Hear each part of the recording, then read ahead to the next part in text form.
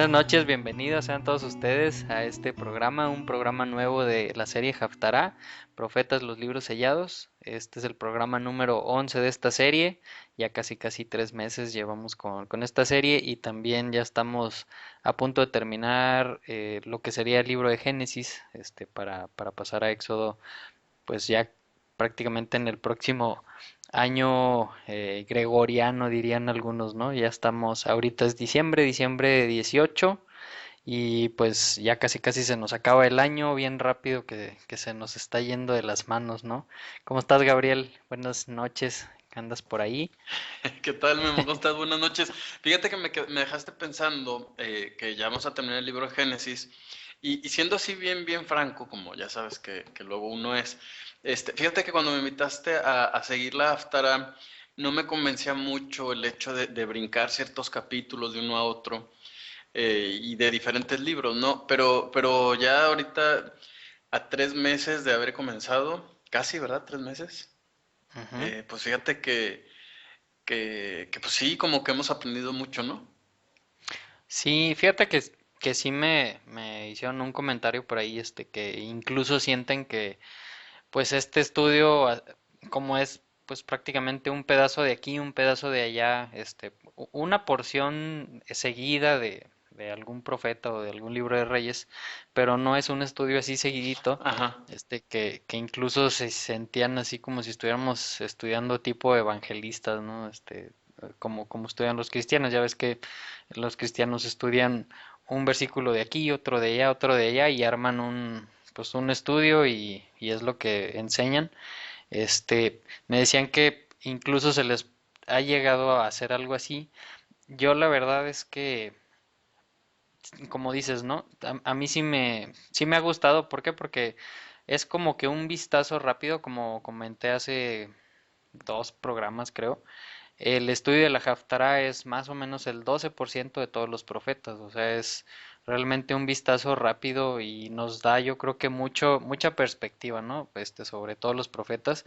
Ahorita pues ya hemos estudiado varios pedazos de varios profetas y pues estamos viendo a grandes rasgos quién fue el profeta, en qué época vivió, y luego ya pues lo que va de esa profecía o de ese pedazo que toca estudiar esa semana, pero yo creo que como un panorama general de todos los profetas, porque si nos pusiéramos a estudiar verso por verso todos los No, profetas, bueno. ¿cuánto te gusta que nos tardemos? No, sí, con la Torah nos tardamos un año, con todos los profetas fácil nos tardaremos 5. Fíjate que a lo mejor lo que valdría la pena, Memo, es comprometernos a hacer una línea del tiempo, porque yo creo que por eso tiene esa percepción, como que nosotros creo que ya tenemos más o menos una línea del tiempo y decimos, primero fue este profeta, entonces, por ejemplo, Ezequiel, a lo mejor siento que me estoy regresando un poquito en esa línea o que me estoy adelantando respecto a Isaías o respecto a Oseas. Entonces yo ya sé que primero es Oseas, luego Isaías, luego Miqueas, y ya sé más o menos qué cosas están viviendo, ¿no? Pero a lo mejor la gente que nos escucha, pues no tanto, y entonces a lo mejor algún comentario corto que hacemos de, Babilonia, y tú y yo entendemos todo lo que implica Babilonia, ¿no?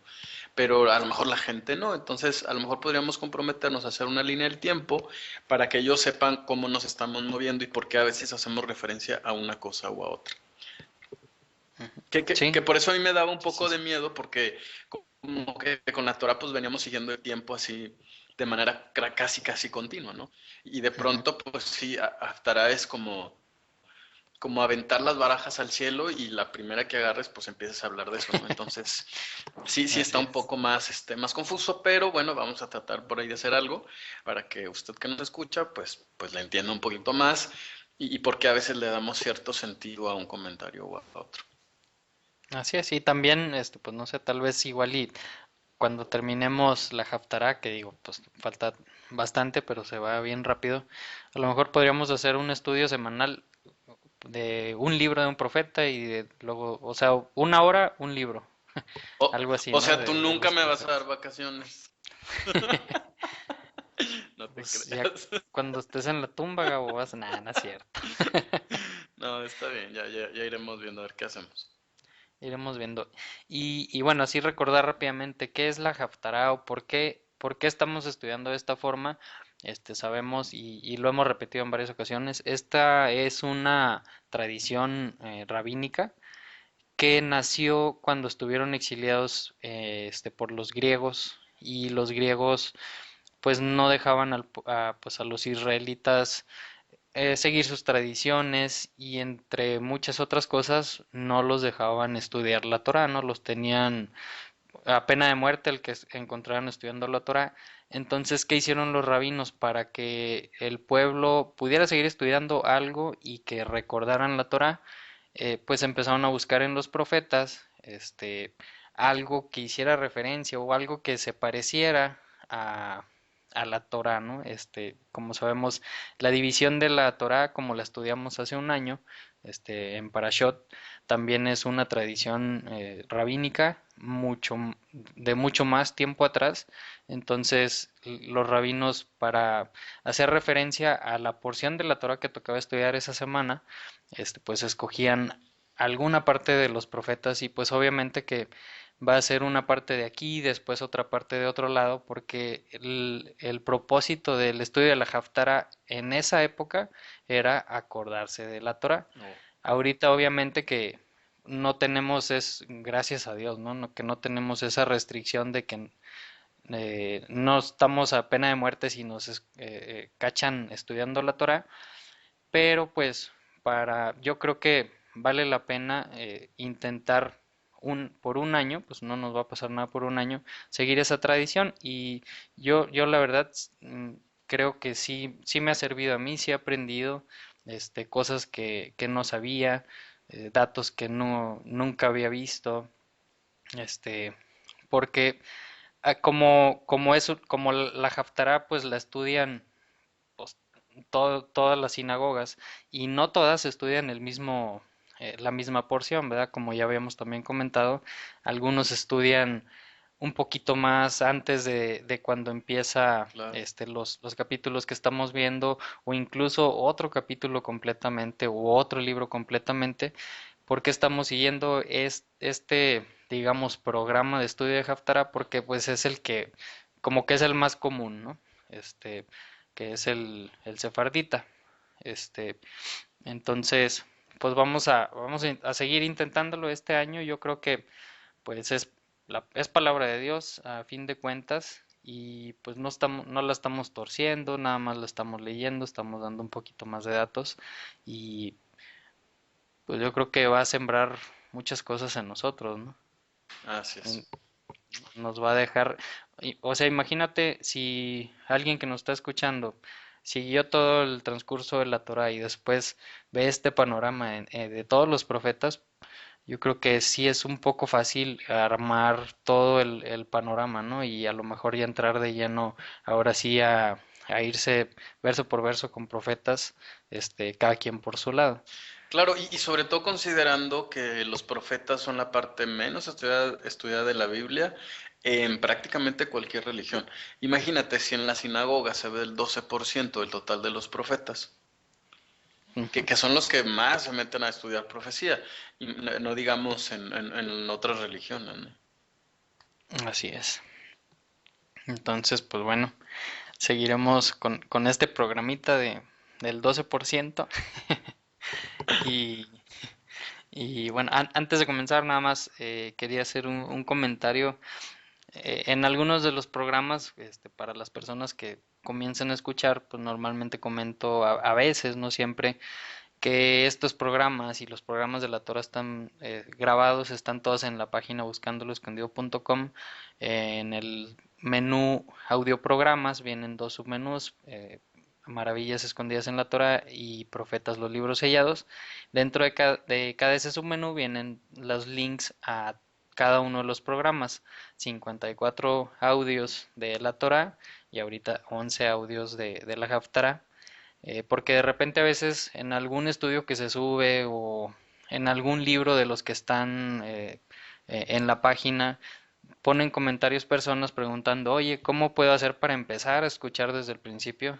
Entonces, pues nada más así un recordatorio. Está también, nos puedes buscar en iTunes, en esa aplicación de Apple. En iTunes te vas a lo que son los podcasts y en el podcast puedes buscar ya sea buscando lo escondido o puedes buscar maravillas escondidas en la Torá o bien profetas, los libros sellados y encontrarás el podcast. Y me acabo de enterar, no conocía, para los que están en Android, hay una aplicación o desde la página de internet que se llama Podby, Órale. POD, B de burro, AY.fm. También ya voy a poner links en la página. Esa aplicación es como que un espejo de iTunes. O sea, todo lo que subas en iTunes se ve reflejado en Podbay Órale. y todos los que tengan Android pueden bajar ese software y también suscribirse al- a los podcasts de la misma forma como se hiciera en iTunes. Entonces, pues ya estamos en Android. ¿Qué tal? Pues sí, vaya que he Pues, aprendido mucho de blogs aquí en Buscando lo Escondido. sí, yo también. Considerando que es mi primer blog. Imagínate. Y bueno, ebooks, que también es uno de podcast y YouTube. Entonces, pues ahí estamos en un chorro de lugares. Ya sé, ya no hay excusa, ¿no? No. Y bueno, esta semana, ¿qué vamos a estudiar? Vamos a estudiar. ¿Ahora dónde vamos a brincar? Vamos a brincar al profeta Ezequiel. Hoy vamos a hablar de la prosperidad. No te creas. No. No, es el primero de este profeta, ¿no? Ezequiel, si mal no recuerdo, no Sí. nos había tocado ninguna haftará de Ezequiel. Lo cual me súper entusiasma, ¿eh? Ajá, sé que te gusta un poquito, Ezequiel. Y esta haftará viene de la mano de la parasha o parashot Vayigash, que era ya en Génesis todavía. ¿Y qué pasó en esa parashá de Vayigash? Nada más y nada menos que José, el soñador, Joseph, se le dio a conocer a sus hermanos, los hermanos que lo veían como el mismo faraón, que lo veían como alguien que no era de su pueblo, que no lo reconocían, que lo escuchaban con un idioma diferente, se veía completamente ajeno a toda la tradición o toda la vestimenta, digamos, de los hebreos, o sea, de sus hermanos, y se les da a conocer, ¿no? Dice, yo soy su hermano, soy el que vendieron, soy el que no quisieron y mandaron lejos, yo soy ese hermano y pues aquí estoy con los brazos abiertos pues les pide que vayan por su padre porque pues lo extrañaba mucho, ¿no? Y lo quería ver después de, ¿cuántos eran? Más de veintitantos años, ¿no? Veintitantos O años habías. 22 años creo que es la cuenta que habíamos sacado. Entonces, en esta Haftarah vamos a ver que pues tiene algo mucho que ver, ¿no? O sea, allá veíamos que otra vez se encontraban como que dos familias que se habían perdido, o sea, los 11 hermanos que se habían quedado con el padre, con Joseph, Joseph y sus hijos, porque ya tenía hijos, que estaban en otro lugar, y se juntan y vuelven a ser un mismo pueblo.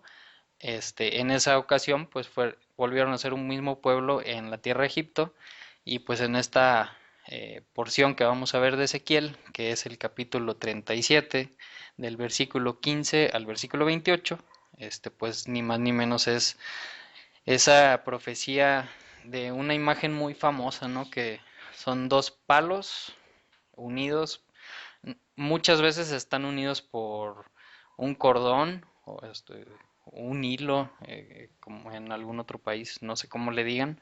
En otros se ve que están unidos nada más con la mano.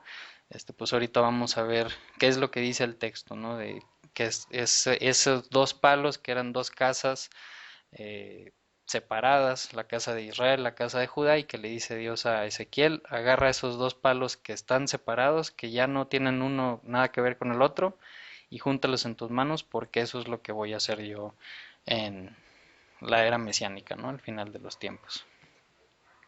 Entonces, nada más rápido, y voy a leer un poquito sobre quién fue Ezequiel, quién fue este profeta, así como lo hemos estado haciendo en cada Haftarah, que sobre el profeta o el personaje de quien se va a hablar, pues damos una introduccióncita para saber de quién estamos hablando.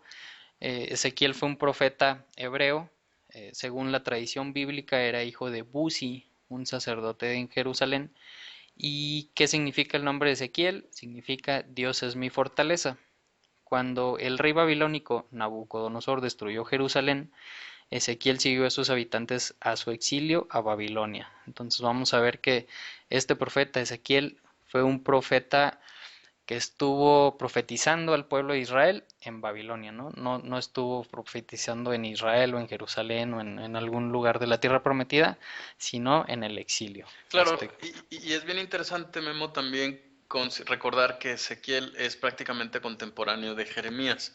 Mientras Exacto. Jeremías está predicando allá en la desolada Jerusalén, Ezequiel está hablando al pueblo dentro de Babilonia.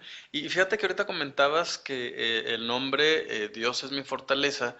Tiene mucho sentido, ahorita vamos a ver exactamente por qué, con el mensaje, ¿no? La correlación con el mensaje que él tiene. Hay que recordar por ahí que en hebreo se dice Yehezkel, ¿no? Que viene de la raíz Hazak, que significa fuerza, ¿no? Entonces, el propósito del mensaje es precisamente fortalecer el espíritu desanimado del pueblo que está en Babilonia y ellos ya están conscientes de que Dios los castigó. Entonces, el mensaje de Ezequiel para ellos va a ser muy importante. Fíjate que importante es observar el cuidado que Dios tiene, que aunque nos castiga, no nos olvida, no dice, oye, yo sé que estás desanimado, ahora voy a mandar a alguien que te va a dar un mensaje para que tu fe no caiga, ¿no? Para que no dejes de creer. Entonces nos damos cuenta que el propósito de Dios cuando nos castiga no es destruirnos, sino corregirnos. Ujú. Y, oye, ¿sabes dónde vivía este Ezequiel? Pues fíjate que yo tenía una abuelita que me dijo que tenía una tía que era vecina, pero no, la verdad no sé. Pues fíjate que él vivía en una ciudad en Mesopotamia, sabemos pues en Babilonia, en Mesopotamia, pero la ciudad se llamaba Tel Aviv. Qué chistoso, ¿no? Órale. Así como el Tel Aviv, que ahora está en Israel. Dice que estaba cerca de Nippur, en Caldea, a orillas del río Cobar. Oh. Este, las profecías de Ezequiel advertían la destrucción inminente de Jerusalén, la condenación de las prácticas idólatras y la restauración de Israel en tiempos futuros, ¿no? En tiempos ya mesiánicos. A pesar de las calamidades del destierro y de los falsos profetas, los cautivos no dejaban de abrigar esperanzas de que el cautiverio terminaría pronto y de que Dios restauraría la santa ciudad de Jerusalén y su templo. O sea, los falsos profetas, ¿no? Que decían, no se preocupen, todo va a estar bien, muy pronto todo va, vamos a tener mucha prosperidad y vamos a regresar a todas las promesas que tenemos que estar llamando, pero pues no fue así, ¿no? Con la caída de Jerusalén y la destrucción del templo, pues como que esas promesas de esos falsos profetas pues vieron que no eran ciertas y dice que había pocos, no había muchos que siguieran con la fe, no habían perdido muchos la fe y la misión de Ezequiel consistía en combatir la idolatría, la corrupción y las ideas erróneas acerca del pronto regreso a Jerusalén para consolar al pueblo y predicó la esperanza del tiempo mesiánico. Sus profecías estuvieron divididas en dos etapas. Una etapa en la cronología normalmente se sitúa entre el año 592 al 585 y el segundo periodo a partir del 572, todo esto pues, obviamente antes de la era común.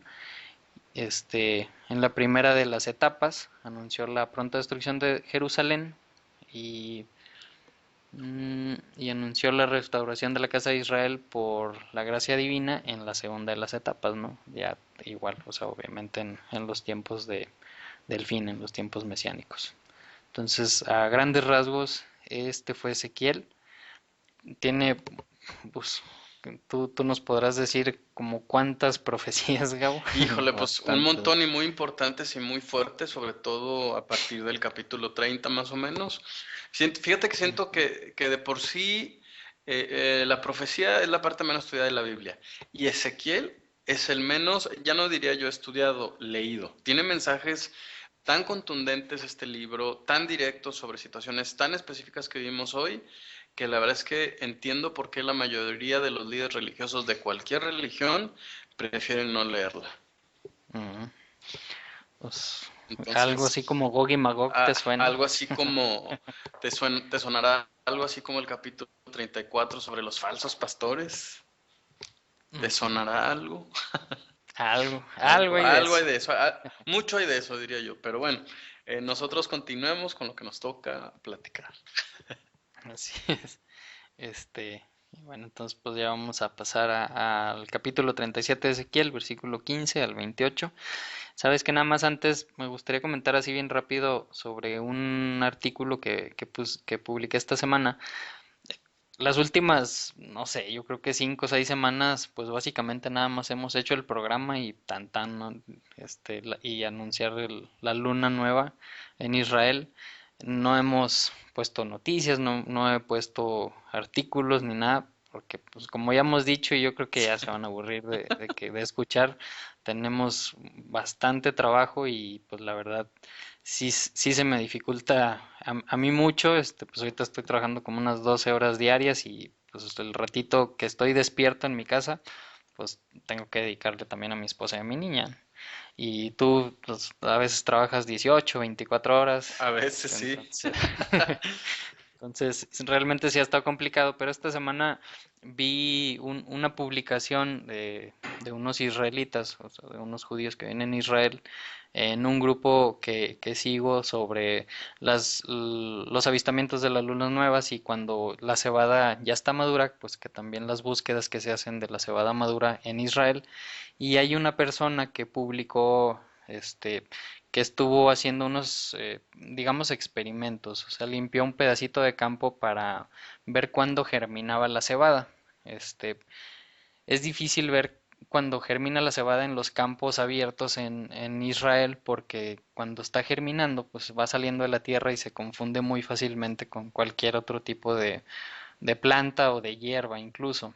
Entonces, esta persona lleva varios años tratando de determinar cuándo es cuando se germina la cebada, porque después de que cuando ya germinó, tarda 3 meses aproximadamente, por lo general, en estar madura.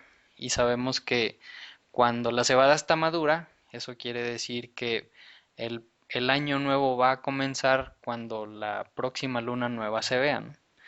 Que es algo que llevo yo siguiendo 2 años. El ver, ya está la cebada madura, ya se vio la luna. ¿Y por qué es importante todo esto? Al menos para algunas personas, pues porque eso va a marcar el inicio de las fiestas del año, ¿no? O sea, empezando Pesaj, panes sin levadura, primeros frutos, Pentecostés, todas las fiestas del año van a tener mucho que ver, sobre todo las primeras fiestas del año, con ese inicio de año, ¿no? Entonces es algo muy importante. Fíjate Ahora, que me llamó mucho la atención, la verdad sí captó mucho mi atención cuando publicaste esa noticia, Memo, porque entiendo que hace 2000 años, 2500 años, no estaba tan diversificada la agricultura en Israel. Entonces ellos tenían muy claro que el cultivo de la cebada se hacía precisamente durante esta época del año, perdón, durante la primavera. Entonces como que había una división muy clara y específica. Pero todo eso se pierde, ¿no? Cuando Israel sale de esa región. Entonces me llamó mucho la atención que alguien estuviera retomando eso porque entonces, mira, prácticamente me venía a la mente la parábola del trigo y la cizaña, porque es como un esfuerzo o un avance en la profecía de determinar cuáles son los tiempos, ¿no? Y no nada más cuáles son los claro. tiempos, sino también qué es lo que se está cosechando, que eso nos manda directamente a las profecías de Yeshua. Y entonces sí, la verdad es que sí me sacudió un poco esa noticia, ¿eh? Ujú. Sí, sí, o sea, tiene muchas Claro. implicaciones, y dentro de todas ellas, a mí algo que me llama mucho la atención es los que más o menos siguen algo del calendario o que saben al menos que hay diferentes meses, o sea, los lunisolares que se llevan en Israel, en aquellos países, sabemos que este año que está en curso, tiene 2 meses números 12, ¿no? O sea, el mes 12 en el año cívico, ¿Es en el Adar? año civil es Adar, Ujú. este año tiene Adar 1 y Adar 2. Entonces el año nuevo el próximo año nuevo judío, o cívico, digamos, va a empezar en abril 11 creo más o menos, abril 12. Si es correcto los cálculos que está haciendo esta persona, este judío israelita, hay una gran posibilidad, no estoy asegurando nada, pero hay una gran posibilidad de que la cebada esté lista el 9 o 10 de marzo. Y si fuera así, la luna nueva se va a ver probablemente el 11 o el 12 de marzo. ¿Qué quiere decir? Que si es correcto todo esto, el próximo año la mayoría de los judíos que siguen el calendario cívico van a estar festejando las fiestas un mes después de cuando Dios, no, de acuerdo al calendario que entendemos bíblico, Claro. nos estuviera llamando a las fiestas, ¿no? Entonces, como algo tan que podríamos ver insignificante, tiene un chorro de ramificaciones, ¿no? Claro, y interesante también porque hay que recordar que en épocas bíblicas la cebada se destinaba prácticamente al alimento de las bestias, ¿no? De los animales, que definitivamente es una referencia a los gentiles, ¿no? Entonces, prácticamente el despertar de los gentiles respecto a la Torá pues, ha sido siempre marcado en la Biblia como una gran señal de que los tiempos se acercan. Entonces, como tú dices, ¿no? Tiene un montón de aristas y de cosas que podríamos comentar. Pero bueno, ese no es el tema del día de hoy. Ah, de buenas. Ya llevamos media hora hablando. Llevamos media hora. Bueno, de eso fue poquito, Sí, sí, llevamos de sí. muchas. Es que está chiquito el estudio de hoy, Bueno, entonces hay que oye, rellenarle, ¿no? No bueno, es entonces cierto. déjame, yo te platico también una noticia que se te va a hacer bien interesante. La ONU acaba de reconocer el día de Yom Kippur como un día oficial de guardar para las Naciones Unidas. No significa que la gente va a hacer el ayuno, más bien lo que significa es que ese día no va a haber sesiones en la ONU para que todos aquellos trabajadores judíos o que guarden el día se puedan retirar, guardar el día, hacer el ayuno. Ese día no se van a tomar decisiones, declaraciones. Es un día inhábil para la ONU. Órale, Órale. ojalá que se permee eso a todas las empresas de México. Estaría excelentísimo. No, entonces la verdad me llama mucho la atención. Pues, son buenas Ujú. noticias para los trabajadores judíos o que guardan la Torah. Entonces, pues no sé, casi casi me asusta la noticia. Sí, muchas cosas están pasando. Exacto. Bueno, entonces vamos ya ahora sí a movernos a Ezequiel 37:15 y ya voy a comenzar. Dice el texto, estoy leyendo de la nueva versión internacional. Dice, el Señor me dirigió la palabra, obviamente pues a Ezequiel, y le dijo, hijo de hombre, toma una vara y escribe sobre ella para Judá y sus aliados los israelitas.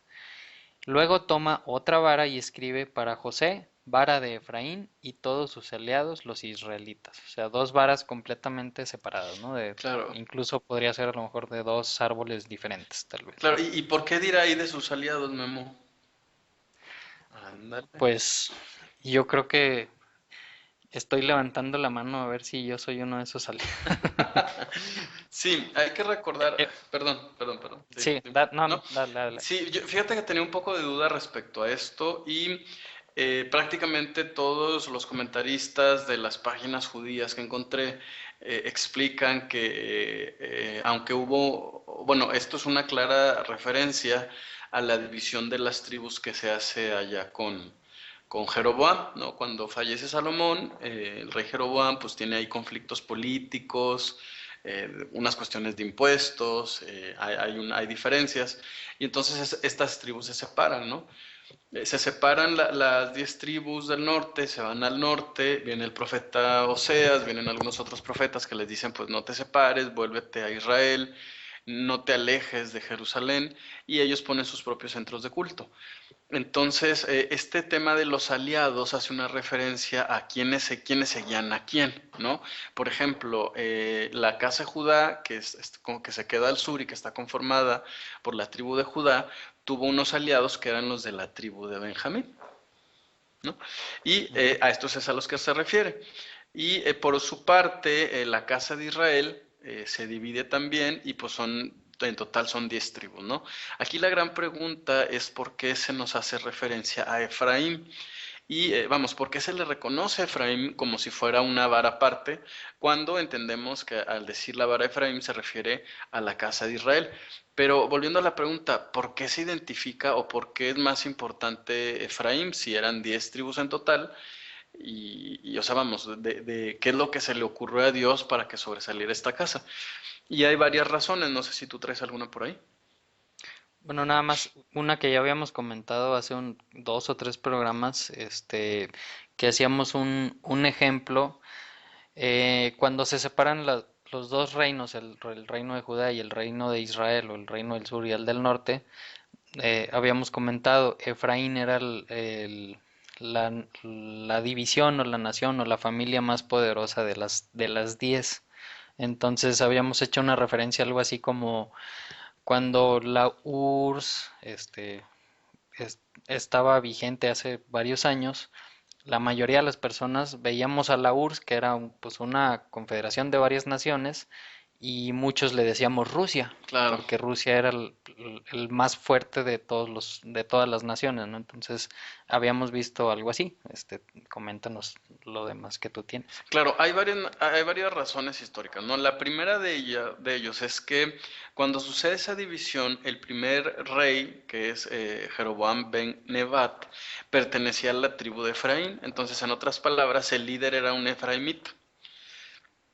Esa es la primera razón. La segunda razón es que hay que recordar que cuando Jacob da la primogenitura bueno, da la primogenitura en general, a quien él decide dársela es precisamente al protagonista de la parashá de esta semana, que es José. Sin embargo, no se la da directamente a José, sino a sus hijos. Pero en vez de escoger a su hijo Manasés, escoge al segundo, es decir, al menor, ¿no? Hay ahí una excepción. En vez de dársela al hijo mayor, se la da al hijo menor, y este hijo es Efraín.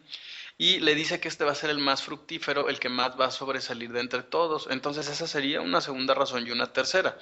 Parece ser que desde el punto de vista de Dios, son tantos los efraimitas los que van a ver en el mundo, que son los que más sobresalen, y van a ser los efraimitas la causa de que el resto de las 10 tribus regrese, ¿no?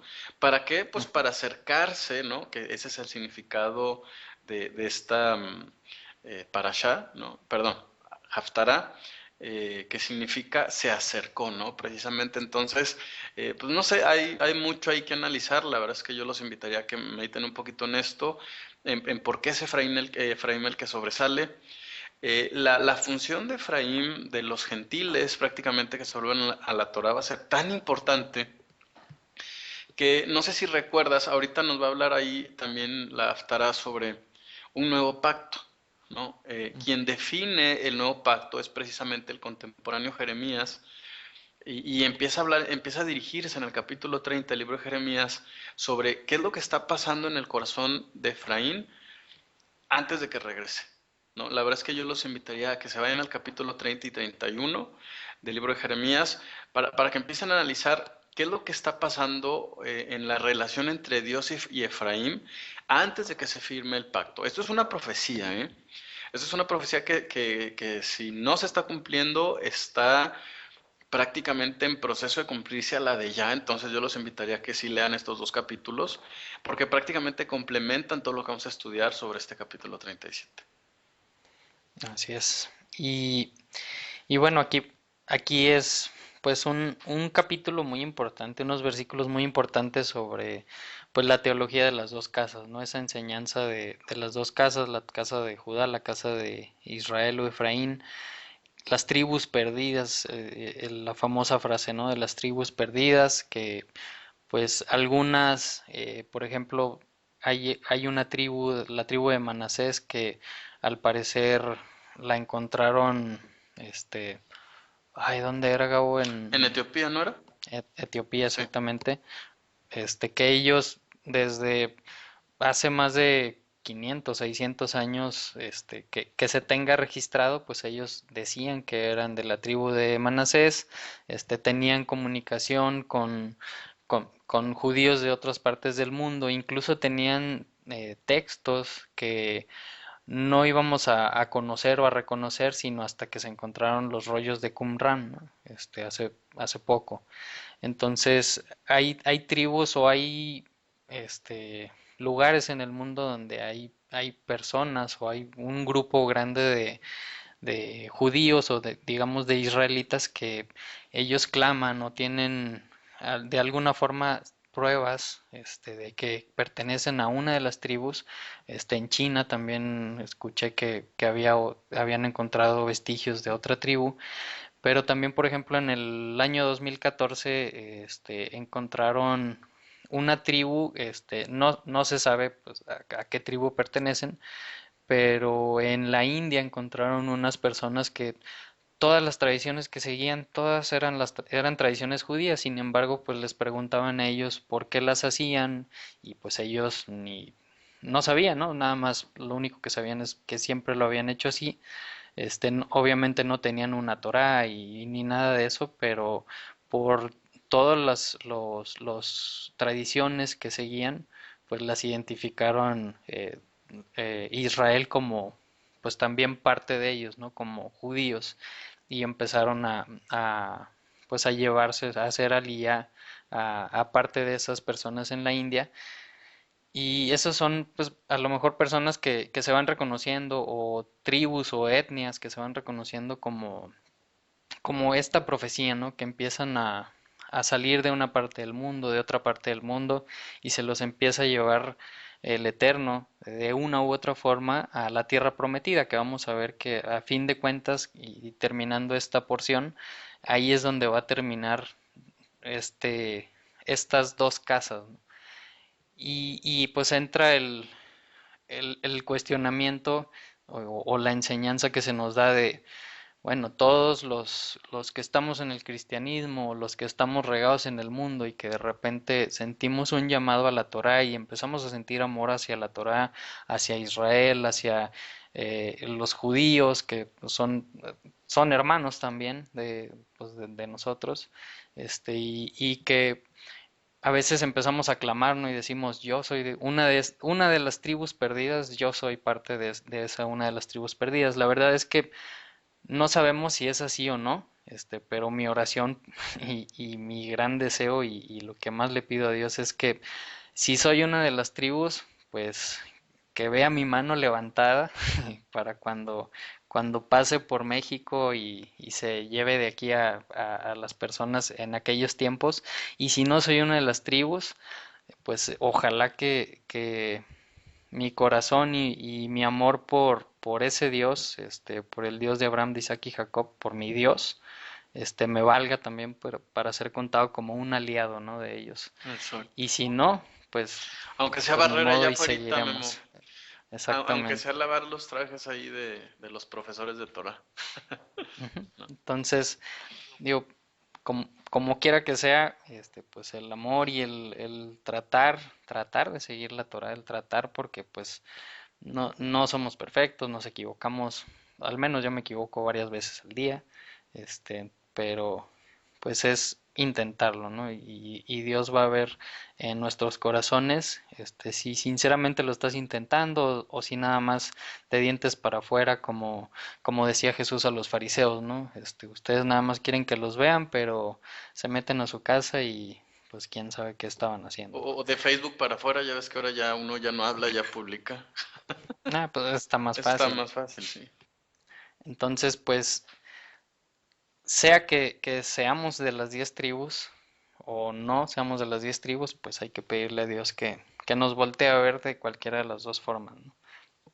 Y que seamos parte de su pueblo, así como Ruth, la moabita, le dijo a su suegra Naomi, tu Dios es mi Dios, tu pueblo es mi pueblo, y por amor, por simple amor a ese pueblo y a ese Dios, pues Naomi, digo, Ruth pasó a ser parte del pueblo y no solamente parte del pueblo, ¿no? Sino una parte muy importante del linaje del rey David y pues de Jesús de Nazaret, ¿no? De Yeshua. Entonces el versículo 17 dice que esas dos varas que le dijo que tomara y que escribiera en ellas, le dice, júntalas la una con la otra de modo que formen una sola vara en tu mano. Y aquí cuando dice una sola vara, la palabra hebrea es ejadim, que ¿a qué te suena ejadim? Unidad, unos, pues es que no puede ser unos, ¿verdad? ¿No? Exactamente, o sea, es como unos, pero viene de la raíz ejad, que, pues, ¿qué es ejad? Pues sabemos, ¿dónde vemos el ejemplo más claro de ejad? En En Deuteronomio 6, 6. así es. en, Escucha Israel, el Señor tu Dios, el Señor uno es ahí al utilizar esa palabra ejad en esa oración, estamos viendo que es uno, siempre fue uno y siempre va a ser uno. Y el ejadim, ¿qué quiere decir el ejadim? Que de dos, tres o cuatro particiones o en más particiones se van a juntar y van a ser una sola, ¿no? Claro, fíjate que Ejad también tiene mucha relación la raíz con único, ¿no? Ujú. Por eso lo que vemos en este verso 17 es prácticamente la narración de un milagro, ¿no? Dos varas de pronto se hacen únicas, ¿no? Como una sola, como si se fundieran, ¿no? Exacto, o sea, no son amarradas o no son sostenidas a la fuerza o pegadas con la loca, ¿no? Sino algo pasa, como dices, sobrenatural y se juntan. En la imagencita del estudio vamos a poder ver, voy a poner dos imágenes, una que es una muy famosita, así que hace como una Y, Ujú. este, y otra que a mí me gusta más, que es una sola vara, ¿no? Y las letras se ven arriba y abajo, o sea, lo que está escrito, como simulando que ya están juntas y que es una sola, o sea, no se ve división, no se ve que sean diferentes. Este, entonces, pues bueno, aquí se va a hacer una sola. Hay, por ejemplo, en Deuteronomio 6, cuando dice nuestro Dios uno es, si ahí en vez de Ejad diría Ejadim, pues a lo mejor algunas otras teologías como la Trinidad y cosas Cabrían, ¿no? de esas cabrían, ajá, o sea, se Exacto. podrían tomar en cuenta. Pero no dice Ejadim, dice Ejad en Deuteronomio 6. Y versículo 18 dice, cuando la gente de tu pueblo te pregunte qué significa todo esto, se me figura así como cuando le estaba diciendo a Moisés, ¿no? Que tomara las varas y que todo eso. ¿Sabes qué es lo más raro, Memo? Que el pueblo nunca se le acercó y nunca le preguntó, oye, ¿qué significa esto? No, que la. Nunca se le acercó. Entonces, pues, ¿será que deberíamos eliminar este verso 18 de la Biblia? Pues realmente nunca sucedió, ¿no? Pues Cuando se tal vez. acerquen a ti y te pregunten, no, pues nunca se acercaron. Pero ahorita lo estamos leyendo, ¿no? Estamos leyendo la respuesta. Claro, ahorita sería la pregunta, bueno, Ezequiel, ¿qué significa, no? Esta es la respuesta para nosotros, ¿no? Pero entonces, si te estás haciendo la pregunta, Memo, ¿eres de los hijos de su pueblo? Eso hay cada quien que lo conteste. Dice versículo 19.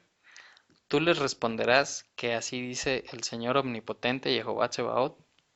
Voy a tomar la vara de José que está en la mano de Efraín y a las tribus de Israel que están unidas a él, y la uniré a la vara de Judá. Así haré con ellos una sola vara, y en mi mano serán una sola.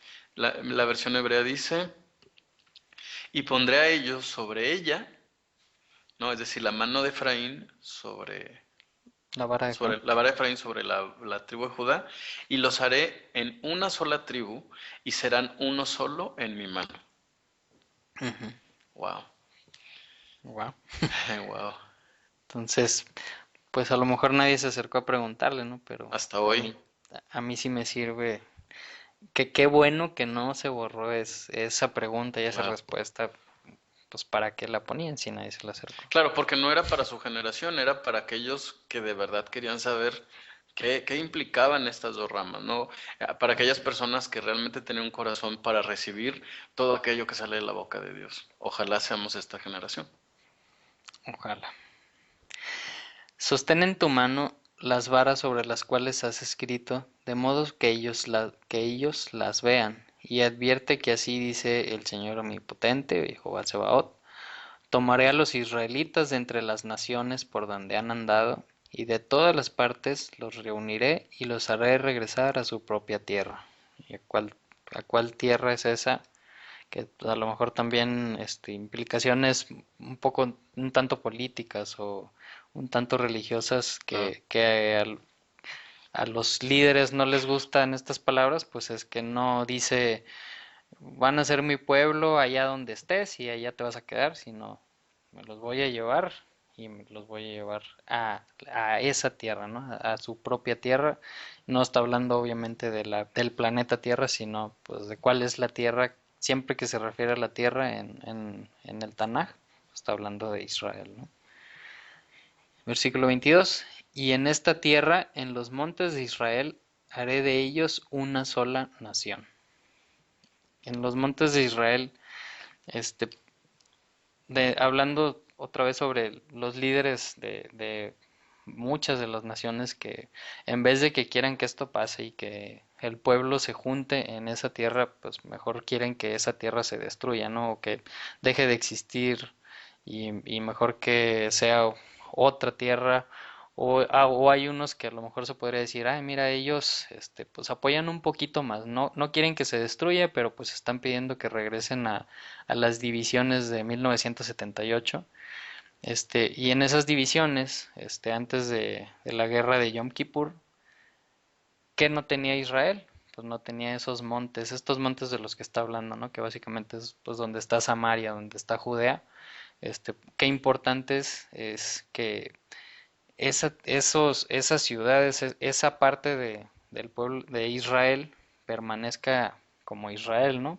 Porque ahí precisamente es el corazón en donde dice que va a ser de esos dos pueblos, de esas dos varas, una sola nación.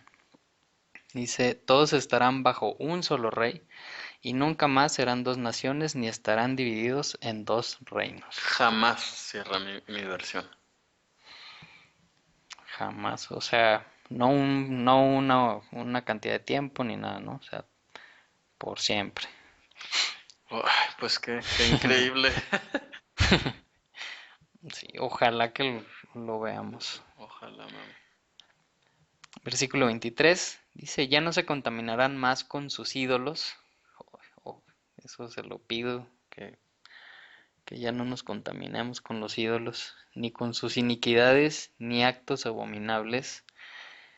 Fíjate cómo Memo, esto antes de que continúes, es muy fuerte porque este verso 23, si tú te fijas, es un proceso, ¿no?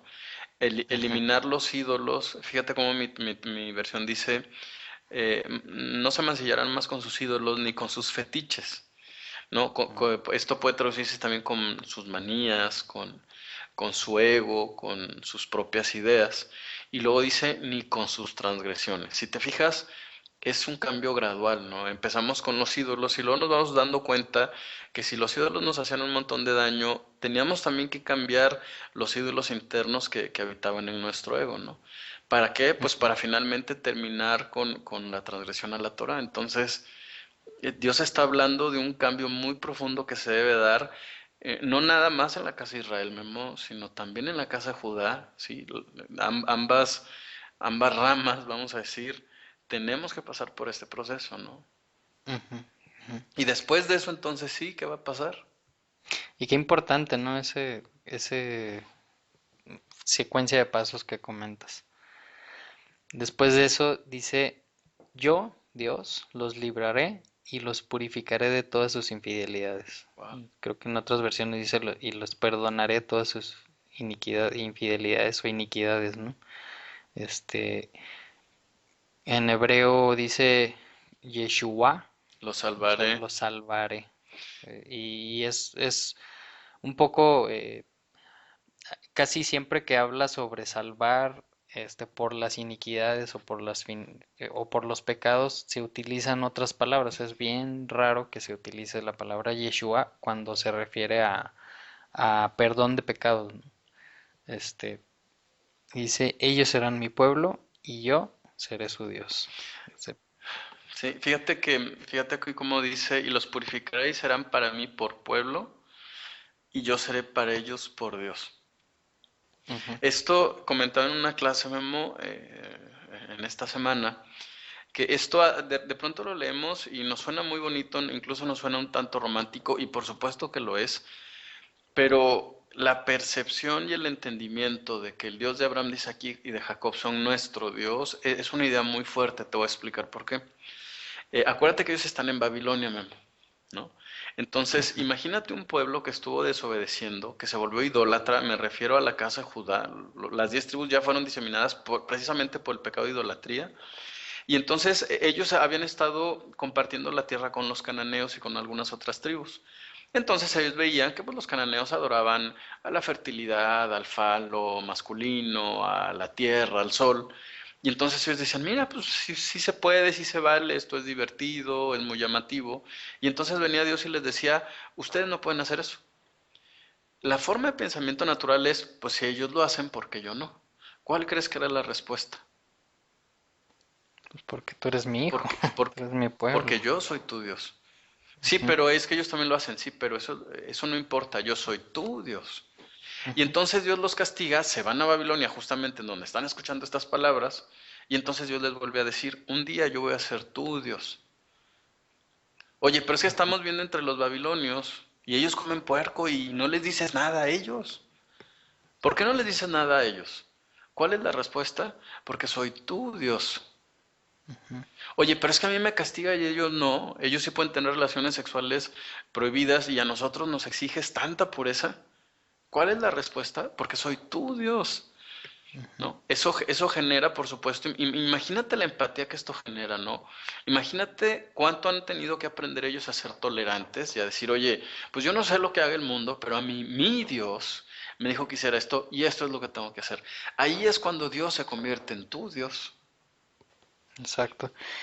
Me acuerdo mucho de alguna vez que le hacía cuestionamientos hacia mi papá cuando yo estaba pues en la pubertad, Ándale, ya ya me de imagino. adolescente y por qué mis amigos y no me acuerdo ni qué cosas le decía, pero me acuerdo mucho que esa era Comparabas, su respuesta, sí. ¿no? Porque yo soy tu papá y a tus amigos pues no les puedo decir nada porque no soy el papá de ellos, pero soy tu papá y por lo tanto te digo que tú no vas a hacer eso, ¿no? Claro.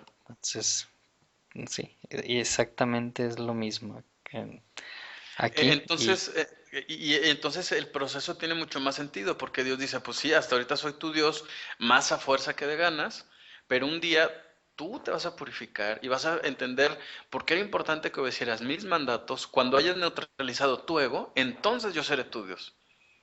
Digo, ujú, no porque Dios no sea nuestro Dios, porque Dios es el Dios de toda la creación, pero es ese cambio mental, Memo, es eso que tú acabas de decir, ¿no? Dices, claro, me lo iba a decir a mí porque era mi padre. Si no ujú. fuera tu padre, pues no te hubiera dicho nada. Qué sufrimiento. Sí, Mejor tener un padre que te corrija, ¿no?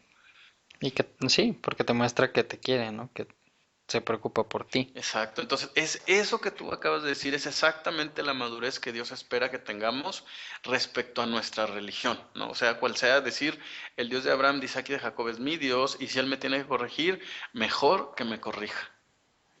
¿Cuántas personas Sí, que nos están escuchando son capaces de entender esto? Ojalá sean un montón. Es nuestra oración. ojalá. Sí, ojalá que sí. Y también eso que dice, así como está escrito, ¿no? Ellos serán mi pueblo y yo seré su Dios. ¿Cómo me acuerdo de Oseas con esa, Claro, con esa frase? así es. Bueno, versículo 24. Entonces, fíjate cómo todo es gradual. Ujú. Uy, qué nervios. Mi siervo David será su rey. ¿Y quién será David? ¿Será su simiente? Pues sabemos que la promesa de David fue que su simiente sería la que gobernaría por siempre, o que reinaría por siempre, perdón. Entonces, pues obviamente que está hablando de su simiente, ¿no? Del De su Mesías. descendiente, del Mesías. Dice, y todos tendrán un solo pastor, caminarán según mis leyes y cumplirán mis preceptos y los pondrán en práctica. Wow. O sea que eso que se enseña de que eso ya pasó, eso ya es muy viejo, eso era del pacto anterior, del pacto viejo, pues a mí Pues, no me queda claro, ¿no? Aquí estoy leyendo completamente lo, lo opuesto, ¿no? Que vamos a tener que cumplir las leyes, cumplir sus preceptos y ponerlos por práctica. Habitarán en la tierra que le di a mi siervo Jacob, en Israel, donde vivieron sus antepasados. Ellos, sus hijos y sus nietos vivirán allí por siempre. Y mi siervo David será su príncipe eterno. O sea, por siempre, eterno, Olam, cumplirán mis leyes, mis preceptos y los pondrán por práctica.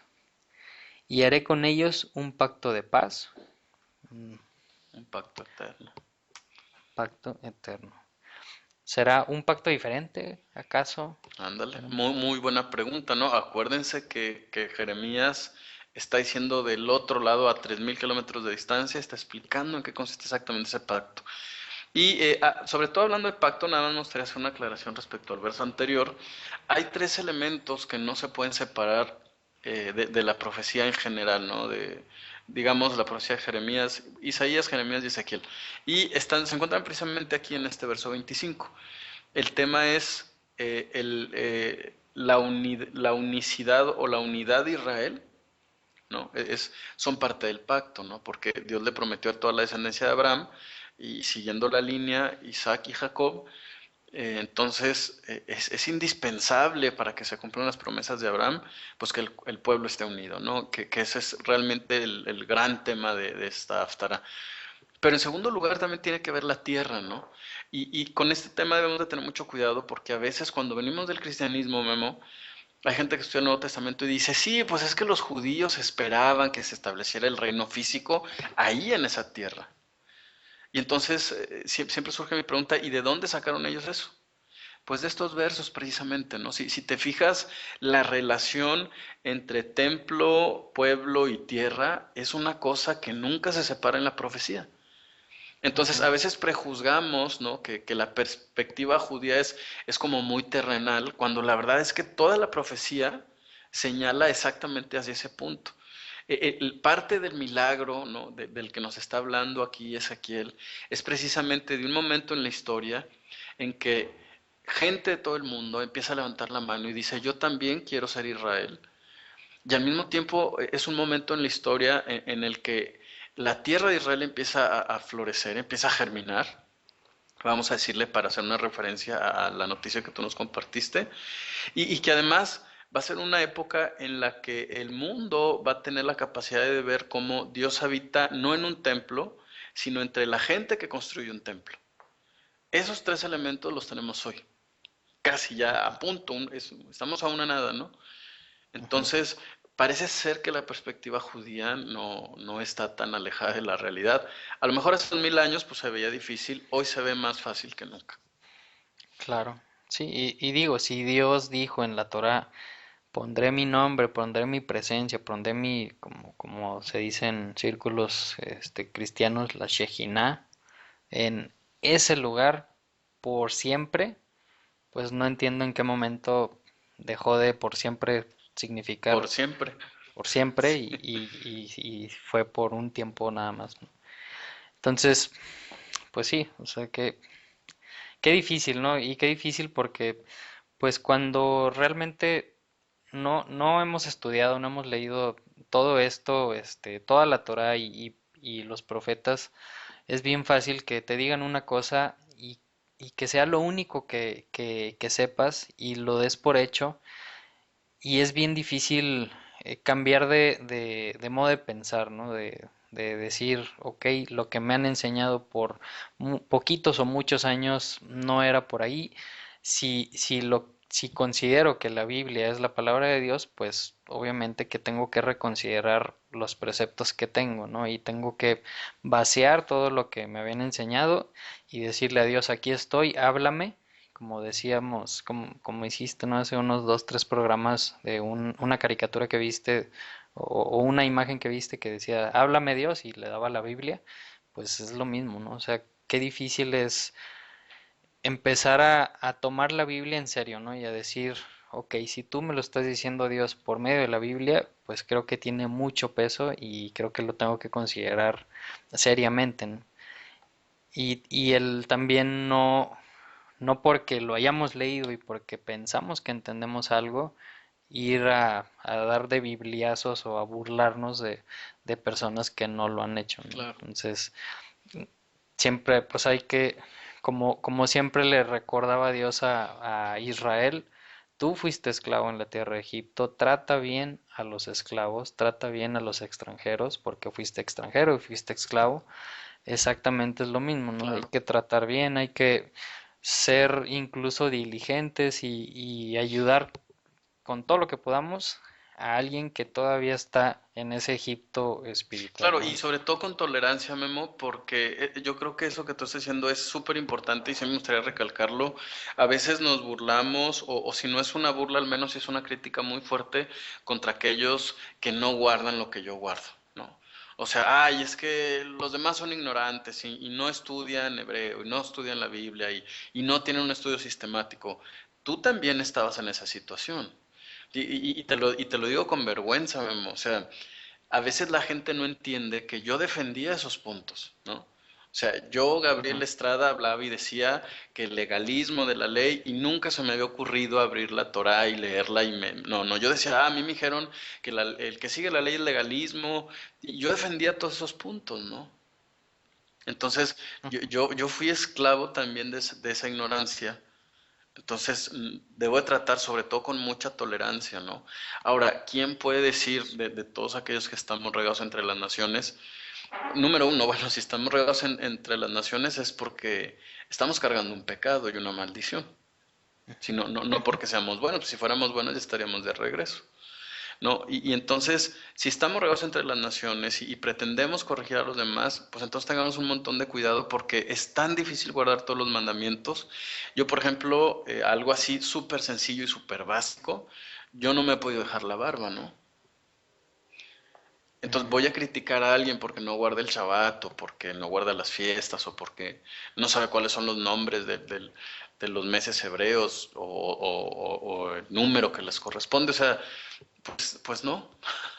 Entonces, No. ¿cuánta Ujú. tolerancia? Tengo que entender que soy alguien que está aprendiendo y que aunque que participo en un blog contigo y que platico, pues yo también estoy en un proceso de aprendizaje, ¿no?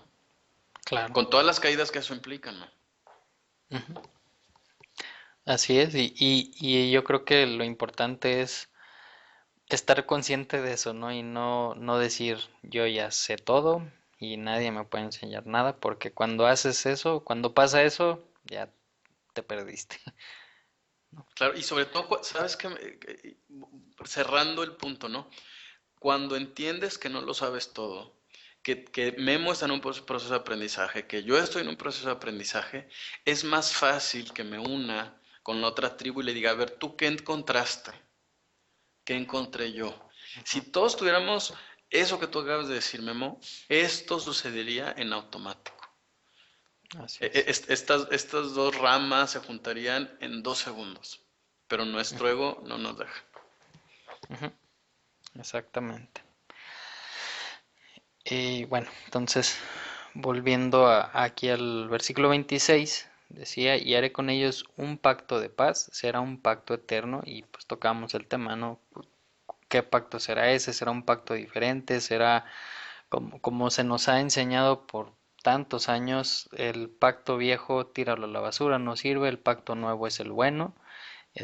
Aquí, si leemos 2 versículos atrás, 3 versículos atrás, nos acaba de decir, los voy a juntar en la tierra, voy a ser su Dios, ustedes van a ser mi pueblo, van a guardar mis mandamientos, van a tener un solo rey y haré con ustedes un pacto. Si vemos que es algo gradual y que vamos a estar guardando sus preceptos, sus leyes, sus mandamientos por siempre, en la tierra prometida por siempre, pues sería muy ilógico pensar que ese pacto de paz, que ese nuevo pacto tan llamado que tanto se nos ha enseñado, pues sea un pacto completamente diferente, ¿no?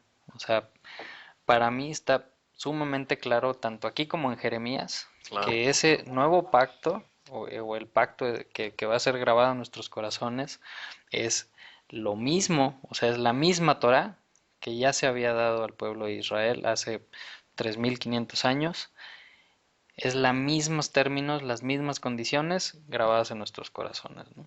Entonces, pues, los invitamos como dices, ¿no? Que lean Jeremías, que le vuelvan a dar una vuelta a Ezequiel, que le vuelvan a dar otra vuelta a Jeremías, otra vez a Ezequiel, otra vez a Jeremías, y ya después vayan a ver qué dice Pablo para tratar de armar ese rompecabezas. Entonces dice, será un pacto eterno, haré que se multipliquen y para siempre colocaré mi santuario en medio de ellos. Para siempre colocaré mi santuario en medio de ellos. ¿En dónde estábamos? En Israel, ¿va? En la tierra prometida, en la tierra que le dio a Jacob y a todos sus hijos. Claro, y obviamente el santuario viene pues con muchas de las leyes y reglas que vienen en Levítico, ¿no? Por supuesto. Por supuesto.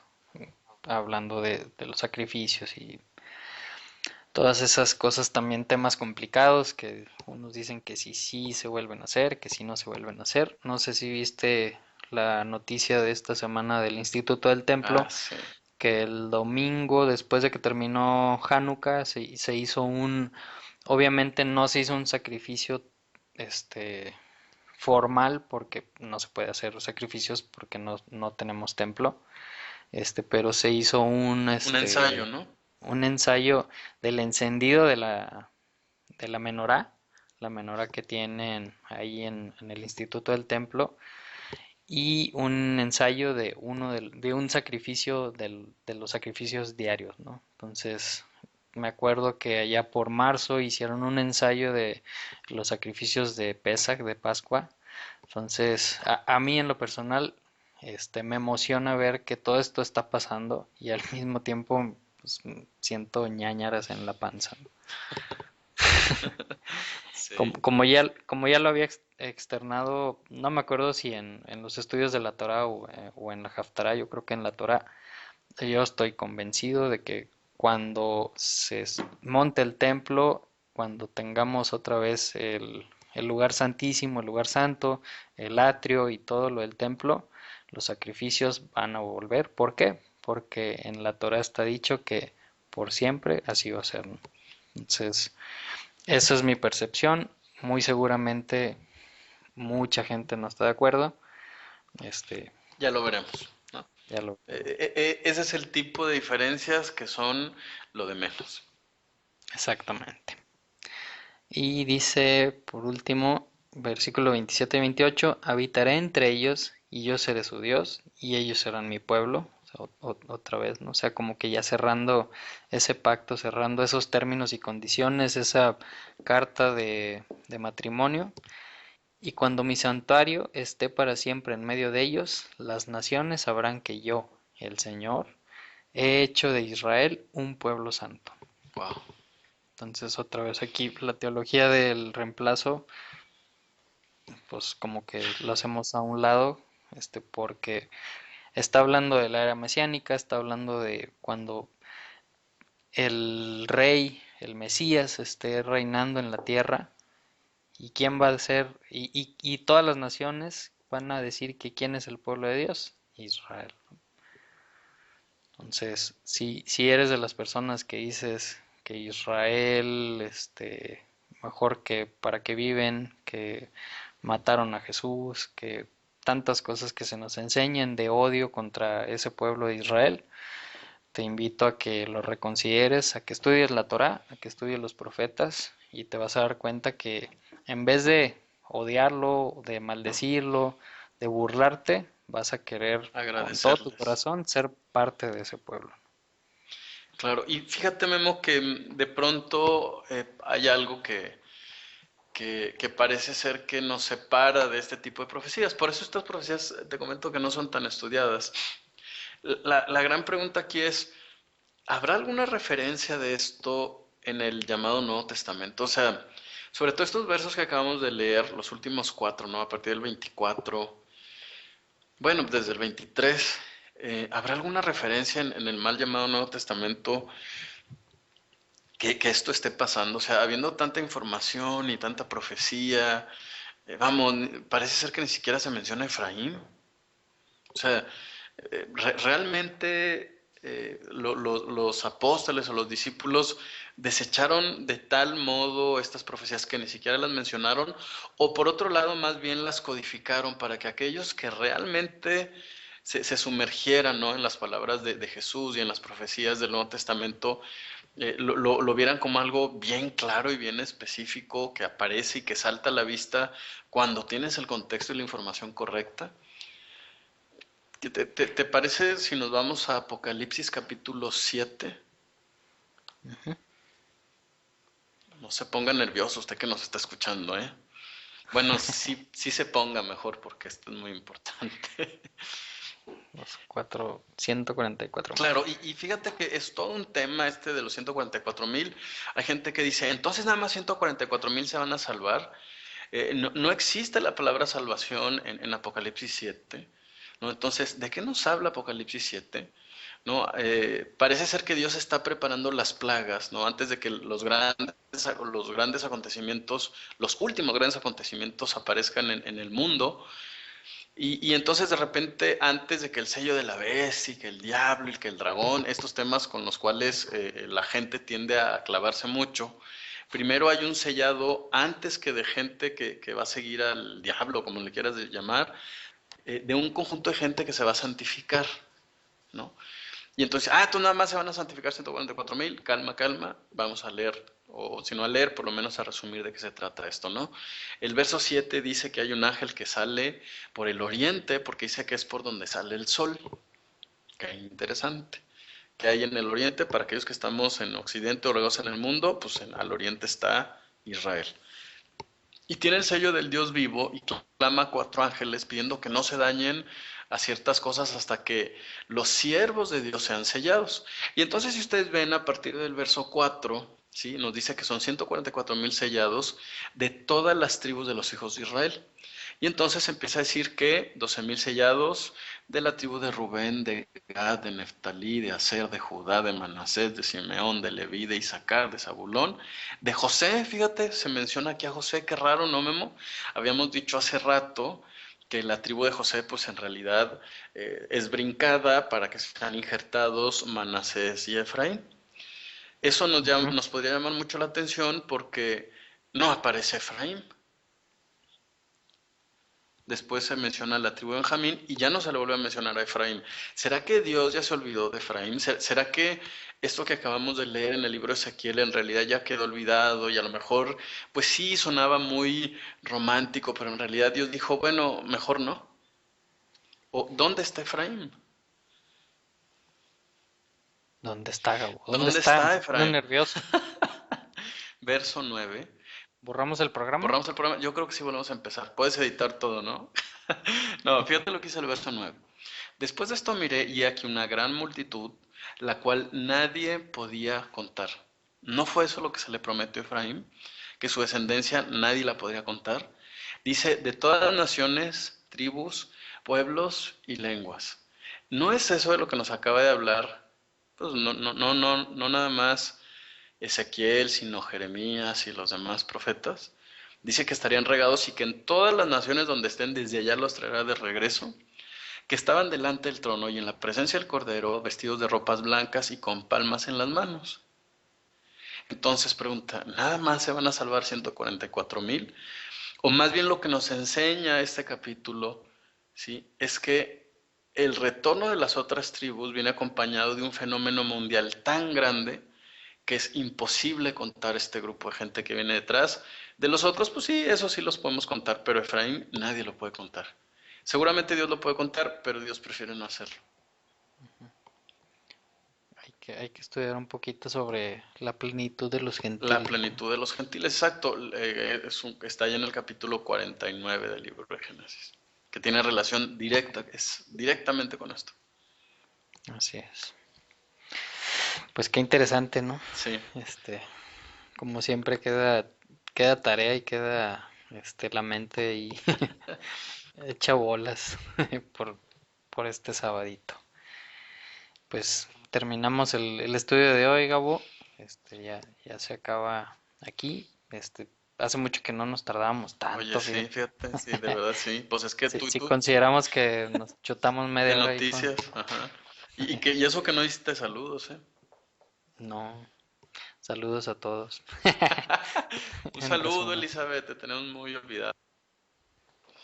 Sí, hombre, que, ¿sabes qué? Me va a empezar a ayudar ella a hacer artículos sobre, ¿qué crees? Híjole, no sé sobre.